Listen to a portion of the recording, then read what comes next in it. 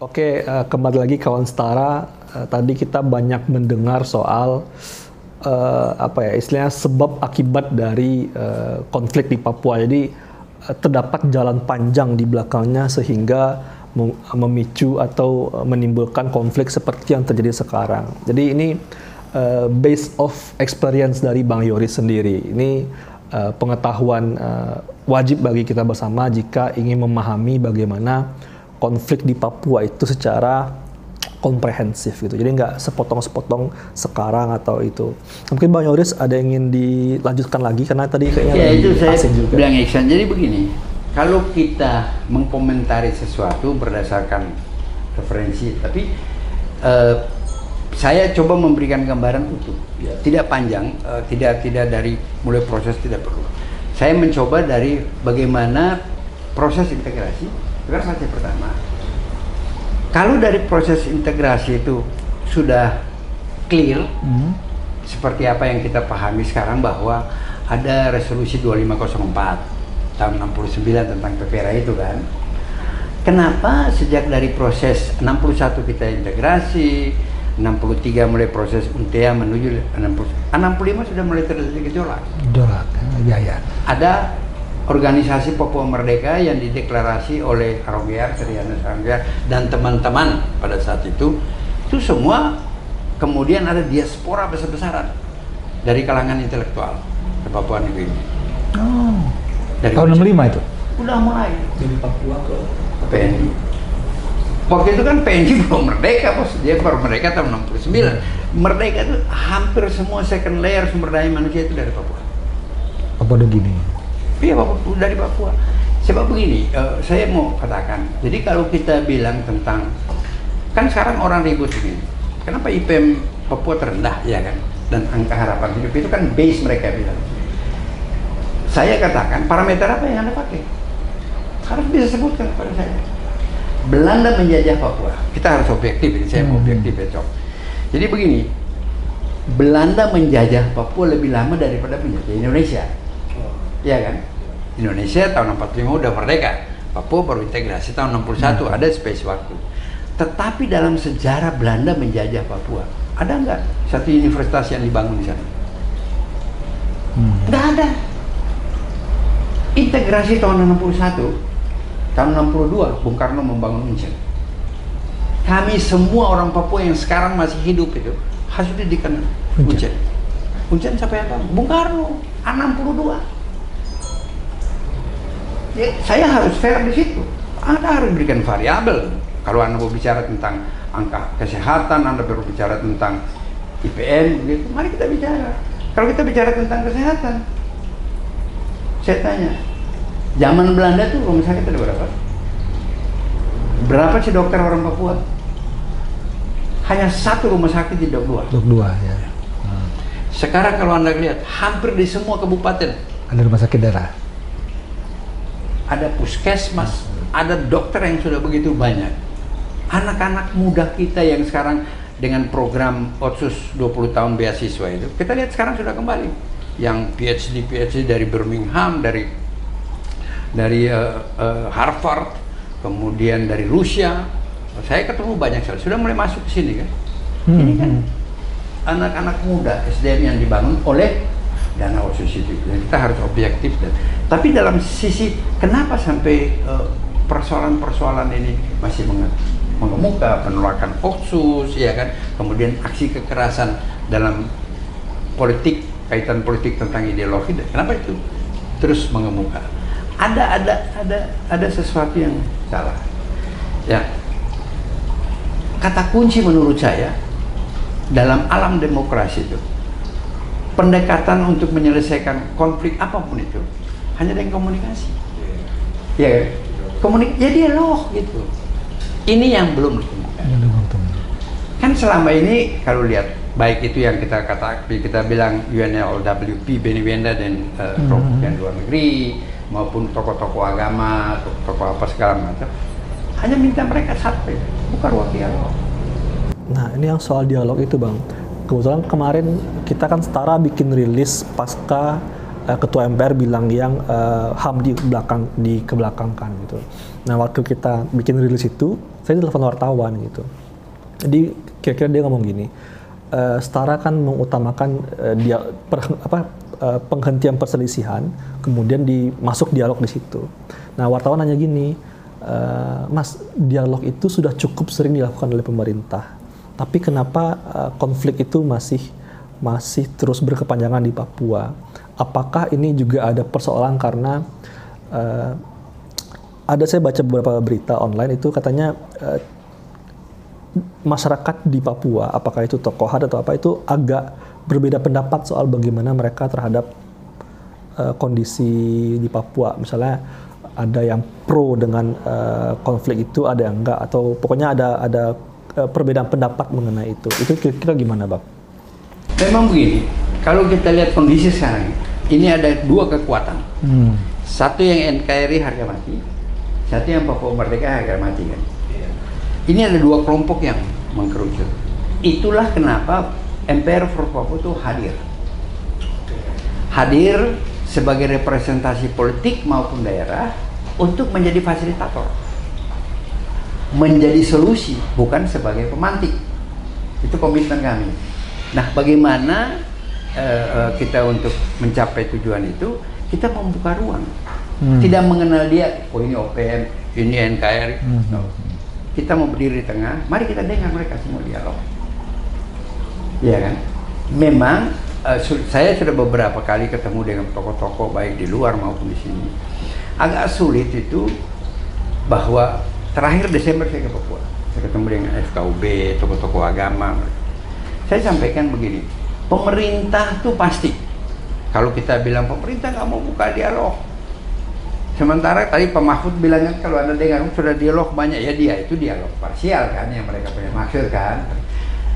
Memang sulit ini, saya masih teringat waktu kami sama Jokowi berbicara di tahun 2017 sebelum tanggal 31 Desember 2017 beliau membentuk tim dialog nasional. Oh. Paterneles Tebai. Oh iya, Jaringan Damai Papua waktu itu. Yes, JDP. Saya ada di situ, hadir di situ juga. Ternyata itu tidak bisa berjalan sampai beliau meninggal. Kenapa? Karena Kepresnya nggak keluar. Tapi waktu itu Pak Jokowi sempat memberikan kemungkinan untuk itu. Oh, dia umumkan bersama tanggal apa itu dia 31 Desember 2007 depan istana. Depan istana. Oh. Telah dibentuk tim dialog nasional yang diketuai oleh Paterneles Tebai. Isinya 12 orang termasuk. Oh.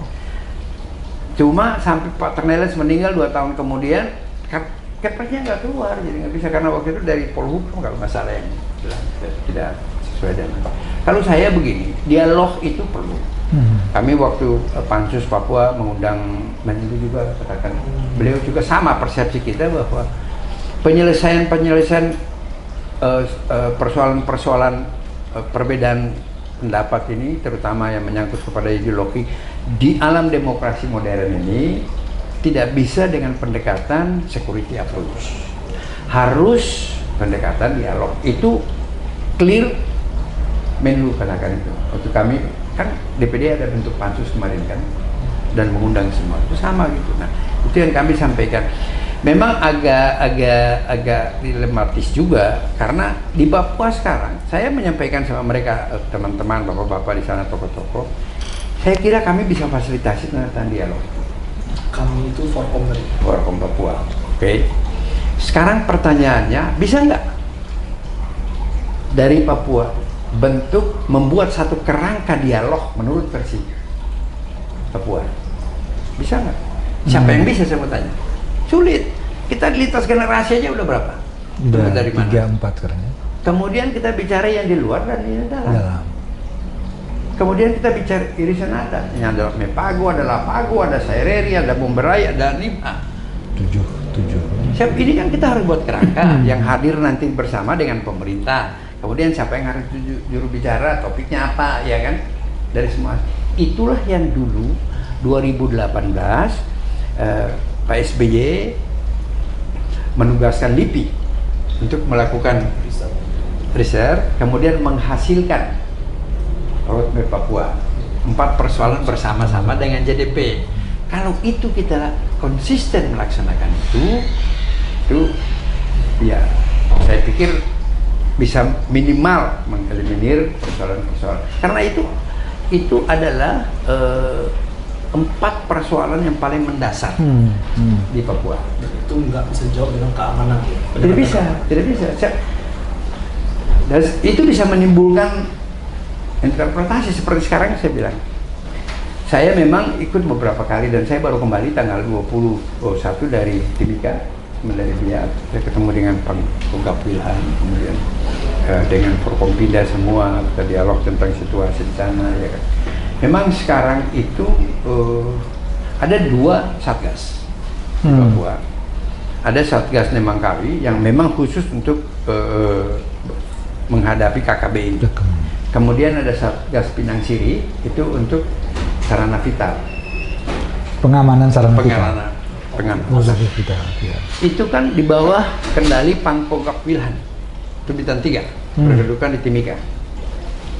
Kemudian ada organik yang di bawah Pangdam dan Kapolda. Jadi kemudian ini memang sulit tentang koordinasi teknis di lapangan. Memang agak sulit sehingga kita kan agak susah kan. Jadi memang tapi suka tidak suka kita harus menyerahkan itu kepada pemerintah dan kita yakin pemerintah mampu mengatasi itu. Dan seperti saya pernah bertanya juga Pak, waktu kejadian kami bulan Maret ke sana kita rapat dengan Forkompinda, begini. Negara sendiri yang mengklaim bahwa kelompok Egyanus Koikoya itu hanya 50 orang. Kemudian Wakir itu jadi kota itu kan 50 kan. Senjatanya rampasan, amunisinya curian dan jual. Pertanyaan dengan penebalan pasukan yang cukup banyak dan profesional itu masa nggak bisa mengatasi sih? Jadi pertanyaan itu. Betul. Jadi banyak sekali ada mengundang berbagai pertanyaan, tapi itu kan tidak untuk kita expose, memang tidak perlu kan. Tapi ini untuk bahan bahwa aduh ini ada kejadian ini, terus gimana nih?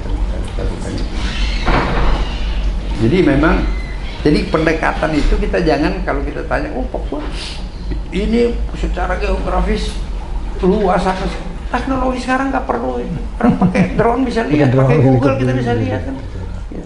Papua itu secara geografis ya 2,5 kali Pulau Jawa, tapi secara demografis kita cuma 5 juta aja orang. Sumber daya alam melimpah. Dan konsentrasi dari para KKB itu kan juga sebetulnya kan hanya di daerah pegunungan. Kalau kita bicara dulu itu kan dari tahun 75 sampai dengan tahun 2000 itu masih di bawah. Masih di bawah.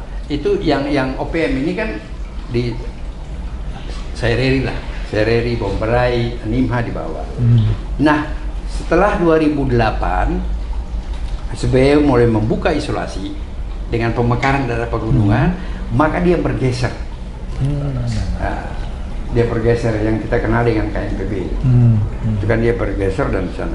Saya waktu di situ di diskusi saya juga sampaikan Pak, memang kalau kita bicara tentang budaya Papua ini, karena Papua ini kan heterogen kan, bukan homogen kan. Lapago dan Membako itu budayanya perang. Kita bisa lihat, ini kan tiap tahun ada festival budaya perang Dani di Wamena itu tiap tahun dia perang. Jadi kalau ini dianggap biasa saja perang, TNI dianggap biasa saja. Gimana gitu? Maksudnya budaya perang itu dianggap biasa. Itu budaya mereka. Itu berhadapan sama TNI. Kira-kira dia takut nggak? Enggak. Oh, kayak di perang, budaya dia perang. Memang ini agak sulit. Memang proses perlu waktu panjang. Secara antropologi memang Lapago dan Mepago itu masih butuh kurang lebih 50 tahun untuk bisa mengubah mindset mereka dari ini kan suku bangsa yang masih hidup di peradaban dulu kan. Memang agak saya kita ini Bung Yoris kalau melakukan evaluasi nggak tentang Otsus sejauh mana nih? Kita lakukan terus. Nah, gimana penilaian Bung Yoris itu? Saya begini, sekarang ini kan kita ribut bahwa dalam revisi itu kan pemerintah hanya fokus kepada dua. Satu tentang pemekaran, kedua tentang anggaran, dana otsus itu. Saya pernah sampaikan waktu kita diskusi sama Departemen Keuangan, dana otsus itu masa transisi 20 tahun. Negara harus menyiapkan itu untuk mengafirmasi dan memproteksi orang asli Papua dalam 4 hal tadi. Pendidikan, kesehatan, ekonomi kerakyatan yang berbasis kepada kearifan lokal orang Papua, dan infrastruktur. Infrastruktur itu membangun jalan dari kampung ke distrik, bukan bikin Trans Papua, bukan. bukan Trans Papua, bukan. Karena begini, ini kan daerah luas. Daerah luas. You harus membuka jalan sehingga tumbuhnya sentra-sentra ekonomi baru kita bikin pemekaran. Itu konsep dasar. Dari situ kan. Gitu. Jadi, nah, sekarang saya bilang oke, masa transisi sudah selesai mengenai dana 2% itu kan. Dengan sumber daya alam Papua yang ada sekarang ini, dengan penduduk hanya 5 juta, bisa nggak kita buat PP resmi, karena di dalam undang-undang disebut bahwa pembagian sumber daya alam itu dan mineral itu 80% untuk Papua dan 20% untuk pemerintah pusat. Nah, kalau itu secara esprit bagi, nggak perlu ini dana buat apa? Orang hanya 5 juta. Kita punya sumber daya untuk mensejahterakan, memakmurkan. Nggak perlu lagi dengan itu gitu. Kenapa kita mesti ribut? Tetapi memang sulit karena menyangkut fiskal itu kan harus pusat. Harus pusat ya. Nah, ini persoalan. Jadi memang ada perdebatan kami, dan itu yang sekarang kita lagi akan fokus untuk bagaimana. Kalau nggak perlu. 2% cuma berapa sih? Dari Freeport, dari Blok Wabu nanti, belum Bintuni, ya kan, belum Mambramo. Apalagi yang kurang? Orang cuma 5 juta. Tapi inilah juga kekhawatiran pusat karena Papua kaya sumber daya alam. Terus kenapa bikin undang-undang itu? Memang dilepati. Tapi ya oke. Saya yang penting begini, Coki sama kita punya komitmen dulu. Semangat untuk bagaimana menyelesaikan persoalan komprehensif. Nah, sekarang kalau kita lihat antara dua ini ada KKB. Polisi bilang ini KKB. TNI bilang ini KKSB. Iya kan, kelompok kriminal separatis bersenjata. Maka TNI harus kedepankan. Inilah yang dua benturan kepentingan di atas ini, saya pikir sulit. Tetapi kalau kita bicara dengan statement Pak Mahfud ini hari mengenai mengkategorikan KKB sebagai organisasi teroris, saya hanya mohon kepada pemerintah tentunya supaya lebih wise lah melihat masalah, mendefinisikan KKB sebagai teroris, kemudian kita mendeklarasikan untuk, karena begitu itu kita declare ini hari, maka itu dilari ke PBB kan. Itu bukan masalah kita. Kita nih hanya bicara tentang gakum, penegakan hukum. Itu masih antara, dia tidak bisa intervensi. Tapi begitu kita, berarti kita serahkan persoalan kita tidak mampu selesaikan, kita serahkan kepada PBB. Kita lihat pengalaman Timur-Timur, begitu deh 4 hari langsung intervensi, siap nggak? Saya nggak tahu belum, ini kan tiba-tiba aja nih. Tiba-tiba aja ya? Saya sendiri, kita baru bahas 2-3 hari ini kan. Pemerintah konsultasi nggak? Saya tahu DPR reses sekarang ya.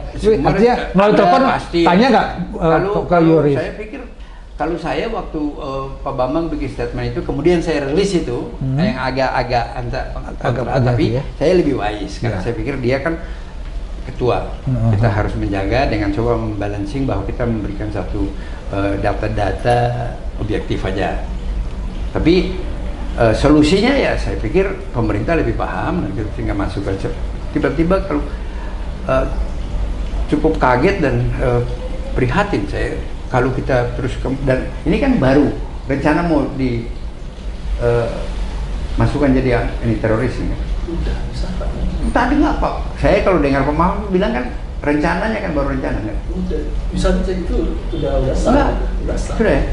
Tadi saya nonton tapi saya bilang rencana pemerintah akan kalau itu resmi sudah. Resmi. Itu memang statement, bukan keputusan DPR. Walaupun mungkin belum ada itunya, ada keputusan tertulisnya mungkin ya. Tapi statementnya sih berkata resmi saya khawatir karena kebijakan pemerintah. Kenapa kita mesti bawa masalah internal kita ke internasional? Kita mampu nggak mengatasi tekanan internasional dengan situasi sekarang ini? Itu aja. Atau dari kalian gimana? gini, kalau misalnya kalau bagi saya sih apa ya, dengan beralih statusnya menjadi kelompok teroris KKB ini, itu apa ya, upaya kita untuk melakukan gakum itu menjadi gagal. Selesai gitu kan, karena udah Kan pertama kita pakai gakum kan? Iya, Gakum karena polisi dengan keterbatasan maka diminta bantuan TNI untuk membackup. Gakum itu saya ikuti dari proses yang lalu, periode yang lalu Pak Jokowi sampai dengan sekarang kan. Makanya penambahan pasukan, tapi ya kalau kita sudah masuk itu sudah bukan berarti polisi kan ditarik kan, tapi TNI yang dikedepankan kan. TNI leading sektornya sekarang. Sektor TNI. Karena itu sesuai dengan undang-undang kan. Baru. Jadi itu makanya bisa yang apa Kopassus Gap itu bisa masuk. Kopassus Gap. Kalau Pangkogap Wilhan itu bukan hanya di Papua. Enggak, Kopassus Gap. Jadi Kopassus Gap yang baru dibentuk. Baru dibentuk di itu. 2018. Ada lagi, karena memang Jadi ini dari Kopassus Gap ini tiga matra ya, ada tiga satuan matra. Dari masing-masing angkatan unggul apa? Pasukan khusus ya, di itu angkatan. Nemangkawi itu terdiri dari Brimob, Kopassus. Iya, tapi Ini kalau Kopassus ini dari Kopassus Gap ini dari AD itu Kopassus, dari AL itu Denjaka, dari AU Paskas, jadi gabung satu. Jadi nggak ada unsur Oh iya, polisi iya, itu. iya. Ada pas ya waktu zaman Jokowi yang pertama. Ini dihidupkan lagi tahun 2018 atau 19 Ya. Nah ini saya penasaran lah Bang, gimana sih kondisi dengan eskalasi yang terus meningkat, terutama sekarang ini statusnya udah berubah ke teroris, gimana kondisi masyarakat terutama anak dan perempuan di Papua? Itu dampak yang memang itu menjadi keprihatinan kita kan. Anda kalau lihat sekarang itu kan, karena begini, Pilaga itu airstripnya kecil, itu hanya pesawat perintis yang bisa ke sana yang muat 6 orang. 6 orang ya. Cuma setengah ton, paling maksimal 1 ton. Nah, sekarang kita lihat, saya dapat laporan itu kan arus pengungsi. Ini kan sulit kan. Dan kita yang khawatir itu bahwa nanti mereka ini kita kategorikan sebagai apa? Teroris? Yang berapa orang itu? Tidak ada urusan kan? Ya kan? Anda bisa memilah-milah ini masyarakat yang karena takut dia mau kemana? Dia lari di hutan karena tidak ada penerbangan. Di sana kan tidak ada laut. Terus kalau ketemu yang pasukan yang di situ jadi apa? Dianggap sebagai apa? Itu Bisa sama saja kan? Bisa waktu saja. kasus itu kan, ini sebelum diterorkan teroris, ada yang kasus penembakan ayah dan anak di dekat sungai, yang ketika itu mereka Mancing. iya, Anak-anak masih banyak kalau itu mah. enggak, mereka itu kan karena membawa senjata pada itu untuk mancing, ditembak jadinya gitu. Gini, senjata tradisional masyarakat Papua itu hampir sama. Kalau Ya, di betul. Madura itu celurit, Ya. kemudian di Makassar itu badik. Kalau di Papua ya selain parang panah. Dia berburu dia mesti bawa panah. Gimana sih? Nah terus kalau ini kita definisikan sebagai Teroris. senjata yang dimiliki Oh. oleh teroris ya gimana? Terus Oke Bang, ini kayaknya kita break sebentar dulu karena ini mulai mengerucut nih pembahasan kita. Oke, kawan-kawan kita break dulu, tetap di apa nama programnya tadi? Buka-bukaan. Buka-bukaan. Bos,